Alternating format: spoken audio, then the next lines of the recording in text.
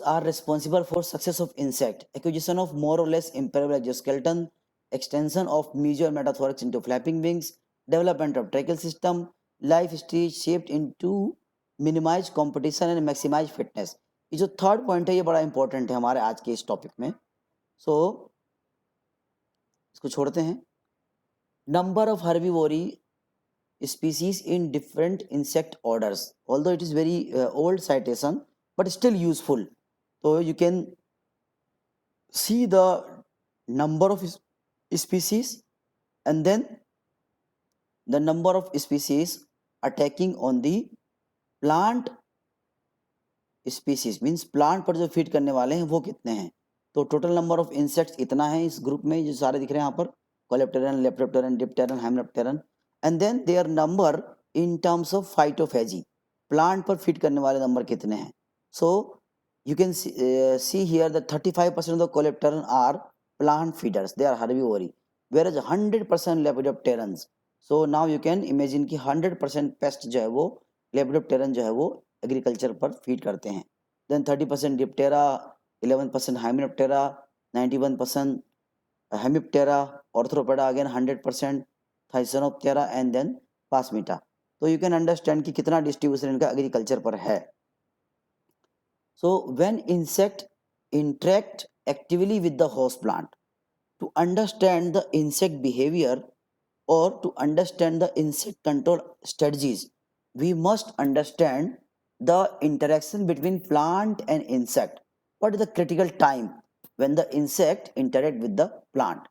तो ये दो जो पर्टिकुलर फीचर हैं, period of feeding and period of oviposition, these are the two crucial stages where insect looks for or search for a particular plant species. Feeding is for the obtaining of food, to obtain food, to store the energy in terms of sperm, in terms of ova, and then for the reproduction purpose. Feeding हो गया. अब next क्या है? Period of oviposition. So it is the duration of female searching for the suitable host plant to lay her egg. और कई बार cases में क्या होता है, we have discuss and we will discuss again that female prefer to die but not to lay her egg on something other और some else plant other than its host plant. तो period of feeding कितना ज़्यादा है वो matter करता है insect को paste बनाने में, और period of oviposition. So rather than killing off the entire population of insect, if you can manage the or if you can know the period of feeding and period of oviposition and you slightly alter these two critical phases, then ultimately you can be in win-win situation, you can control the insect pests. ये दो important phases हैं. So basically the feeding is for growth and it is for movement. तो feeding करने के बाद ये जो cycle हमको ये बता रही है हमको कि feeding, the purpose of feeding is for growth and this growth is ultimately for survival, or you can say feeding is also important for survival. And then this growth is ultimately dependent on the reproduction. Growth के reproduction is dependent on the growth. Better the growth, better will be the reproduction rate. अब अगर reproduction हो गया है, then for the oviposition they have to move. So next phase is movement. So feeding and reproduction, they are interlinked, and then ultimately these two processes are interlinked with growth, survival and movement. तो ये सारे जो आपस में interconnected हैं. इसमें से ये दो क्रूशियल फेजेस जो हैं जिसको हम लोग अभी जो है पढ़ रहे हैं या आगे पढ़ने वाले हैं, तो यहाँ हम दो जगह जो है कंट्रोल कर सकते हैं. Although at the time of growth and survival and movement we can control, but these are the two critical phases where we can successfully control the insect population. ठीक है. सो ये फीडिंग बिहेवियर के time का ये जो है interaction हम लोगों ने देखा है इसके अंदर.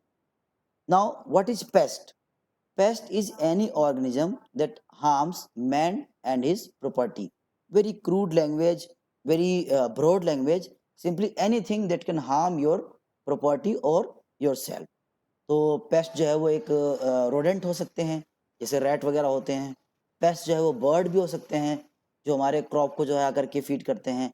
पेस्ट जो है वो it can be mammal also, और सॉरी वो जो आपके जो ये हैं काव वगैरह हो गए, जो ग्रेजर हैं, वो हो सकते हैं आपके पेस्ट, या फिर जो है रोडेंट हो सकते हैं, या फिर जो है बर्ड्स हो सकते हैं, और पेस्ट जो है वो इंसेक्ट भी हैं। तो ये सब जो है बिट ऑफ शेयरिंग जो है वो एग्रीकल्चर की इन सब में डिवाइडेड है। सो insect in the wrong place from human viewpoint and conflict with human welfare, profit and aesthetics।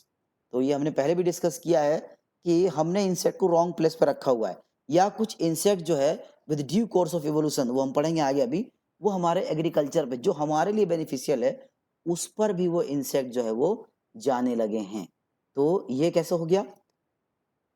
तो और ये अल्टीमेटली जो कॉन्फ्लिक्ट है उसने क्या जो रिजल्ट बनाया, they effect human welfare, profits and aesthetics, because because we the human are very greedy in nature basically, don't take it otherwise. But हम सब जो है बड़े लालची हैं अपने आप को लेकर के।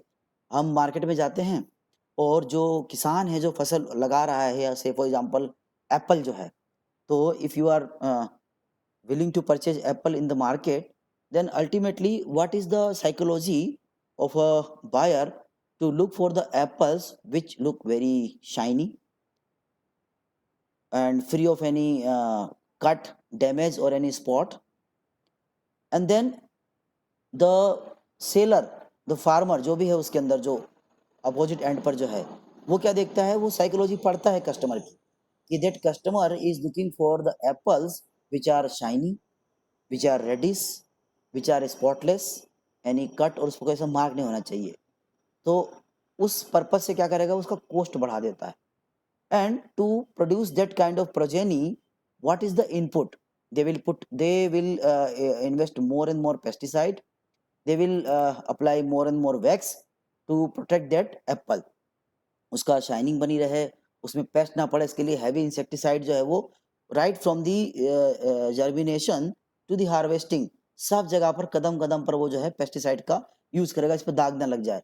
और इतना इन्वेस्टमेंट करने के बाद जो है ultimately because of the aesthetics, जो उसका लुक है, इसकी वजह से उसका प्राइस जो है वो फार फार इंक्रीज हो जाता है as compare to the crop that is infected by a pest, or small bites has been done on that particular apple, and उसका लुक जो है वो थोड़ा ठीक नहीं है, तो हमें भी लगता है कि ये एप्पल ठीक नहीं है।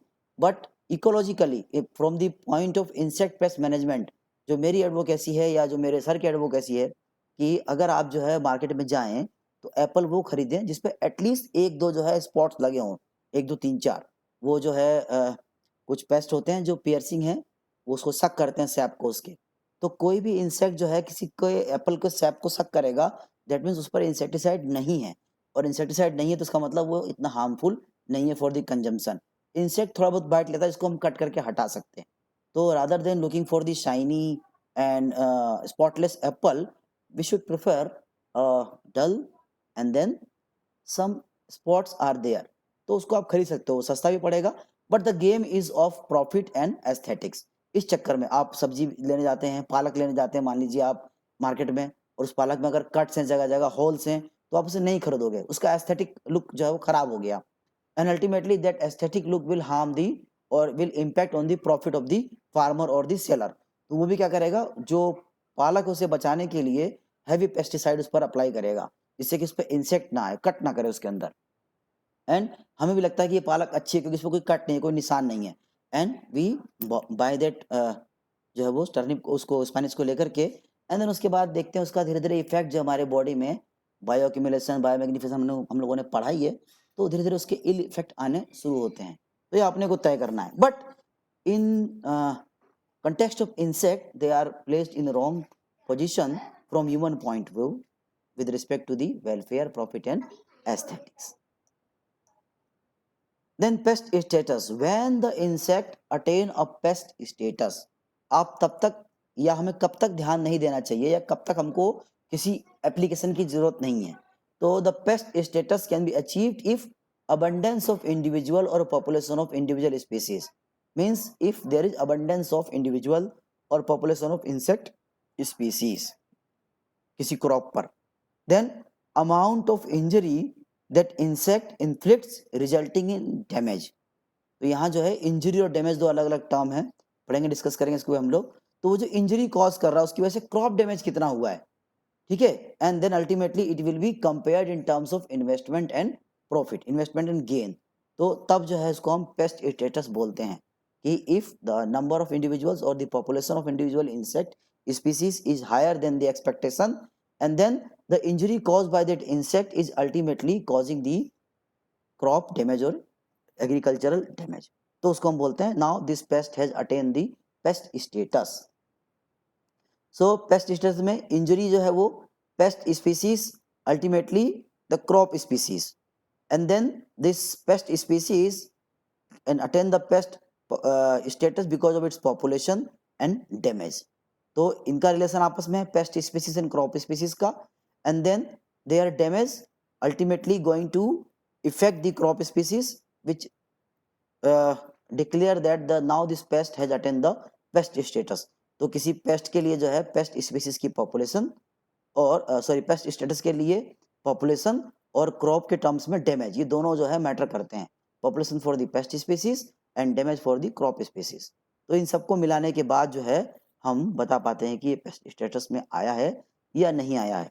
तो judiciously, unjudiciously, knowingly, unknowingly we are putting more and more pesticides, insecticides to control those insects also which are still not included as agricultural pest or they didn't have attained the pest status, तो उसको भी हम मारने लगते हैं। What are the consequences of doing this? ये सब करने का फर्क क्या है, इससे इफेक्ट क्या पड़ता है?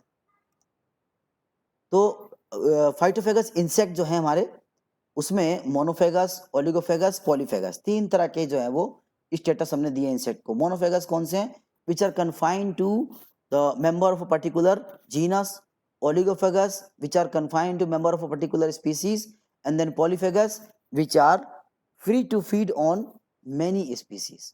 These are monophagous, oligophagous and polyphagous. Monophagous में हम अगर एग्जांपल देखें तो प्लूटोला जाइलोस्टेला क्रूसीफेरी प्लांट पे फीड करती हैं ये, और ये जो है फिर उसी के स्पीसीज पर जो है वो फीड करते हैं। Then oligophagous which can feed on different species in a particular family, तो पेरिस ब्रासिकी है। एंड देन पॉलीफेगस में हेलिकोवर्पा आर्मीजेरा, स्पोरोप्टेरा लिट्यूरा और बहुत सारे पेस्ट हैं ऐसे जो पॉलीफेगस में आते हैं। So percentage of insect species in different categories ये है। तो percentage of species feeding on one plant genus only, किसी जीनस के वन प्लांट पे, they are monophagous.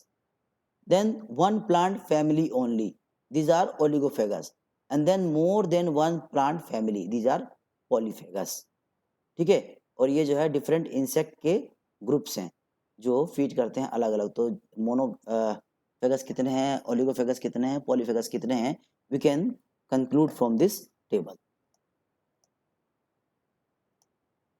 Now the question is, which are more evolved, generalist or specialist? Now what is generalist and specialist? Specialist are those insects which are confined to a particular plant species, agricultural plant species, एक ही species पर वो confined है, these are called as specialist, उसी पर feed करेंगे वो। And then generalist which can feed on more than one families, plant belonging to more than one family, these are called as generalist. These are general insect. How specialist? Hello. Hello, sir, please repeat. हाँ, तो basically which are generalist and specialist. Specialist insects are those insect species or those insects which are confined to a particular plant species. They are called as specialist. एक ही plant family पर feed करते हैं ये. And then generalist क्या है वो?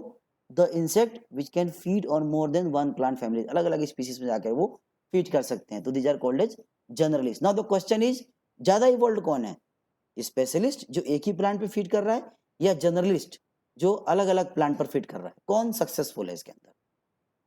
ठीक है, now next question is, how specialists select their host plant for oviposition and why specialist prefer to die but not to oviposit on non-host plant surface। तो आप लोग